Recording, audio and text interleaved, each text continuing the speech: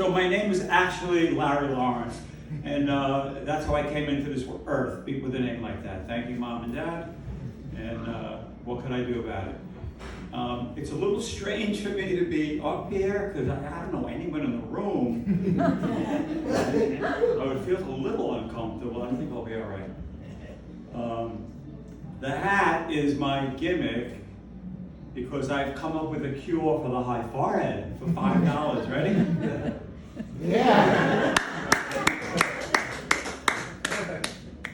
I may punish you and take it off later.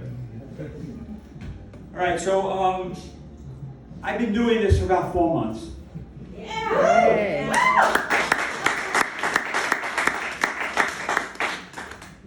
Sharon, you want to dance? By the way, there's no audience participation, no dancing. Relax. All right, so I've been doing it for 4 months, about twice a month.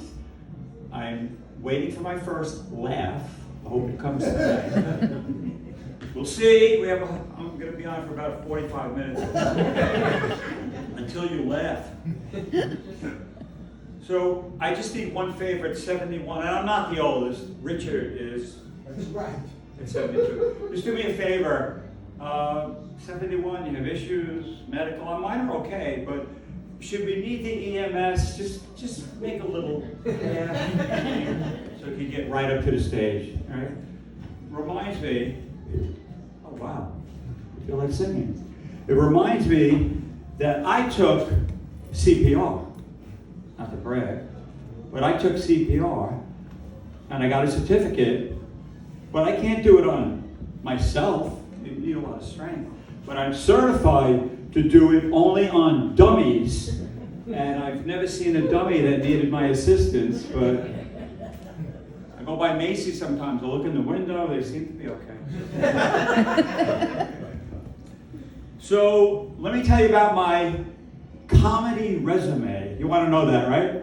Yes. How did this guy get up here, right? All right, let me think this through. Letterman, 3 times. That's not it. That's not enough. Saturday Night Live, twice. The great Johnny Carson, once.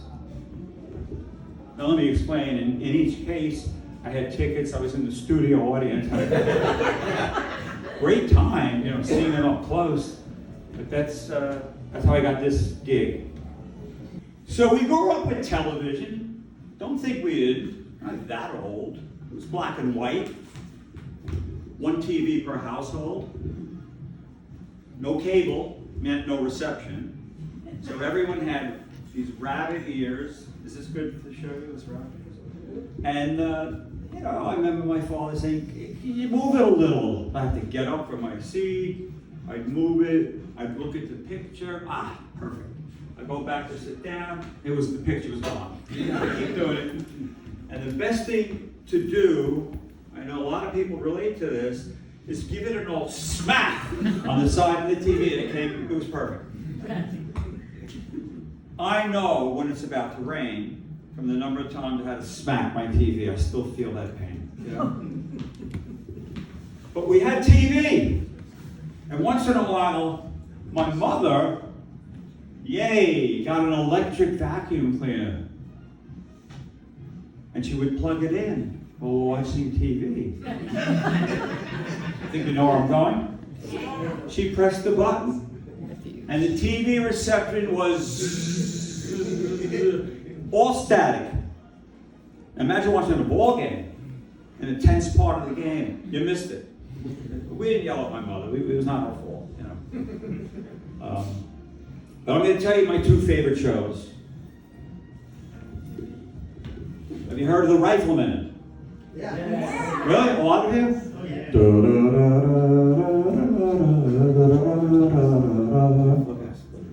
So I love Chuck Connors. He played Lucas McCain. And the wonderful warm relationship he had with his son Mark. It was a father-son thing. And Lucas stood for what's right. And he had a one-handed kind of way of shooting people. But he wasn't a bad guy. He only shot the bad guys who were threatening the townspeople. And the bad guys, you knew who they were. They all wear black shirts and a black hat. It's some kind of... Wait, what's he know how to fire? You could see it. No choice. So, he had such values that were so positive and warm, and like, I'm gonna make some people say, "Oh," in just a second. So I watched that show with my father. My father had this habit of laying on his side and watching TV, and I would curl right into him. Father's son, rifleman, his son. Aww. I knew it. So, the other show, I don't know if you heard of this one, Superman. Yeah. Really? Has anyone not heard of Superman? Look, up in the sky, everybody. It's a bird. It's a plane. No, it's Superman. Strange visit from above. Truth, justice, and the American way. I loved him. Love that guy. I learned a couple of things. You know, he protected evil, he was a good person. The city of Metropolis. Where is Metropolis? Does anybody know what Metropolis is? New York. New York? After all these years. So he didn't need a weapon. The guy was solid as a rock. Bullets bounced off him. He could see through walls. He could fly. He could bend steel with his bare hands. And disguise himself as Clark Kent. That part was a little troubling for me. Because, you know, how could Perry White, Jimmy Olsen, and Lois Lane not get that they were the same dude? Like, think about this. They're never in the same room together. Ever.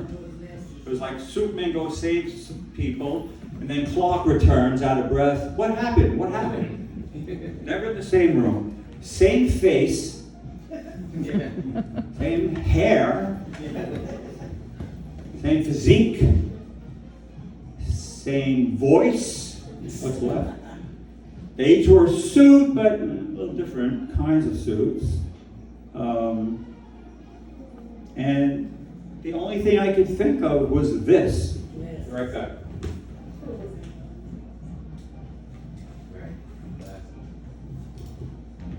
Clark Kent wore glasses. Now watch this. I'm Superman. I'm a completely different person. Clark Kent. Now how Lois, Jimmy Olsen, and Perry White didn't get that. I mean, they were on 6-7 seasons. Not to brag, but I realized after the 4th season what was going on.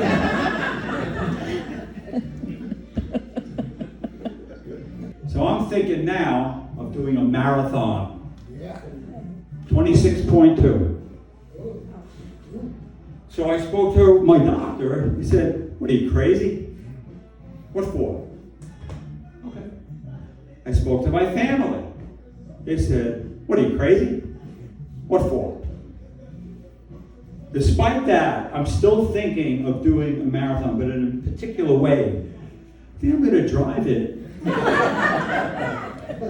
Now think about it. You don't sweat.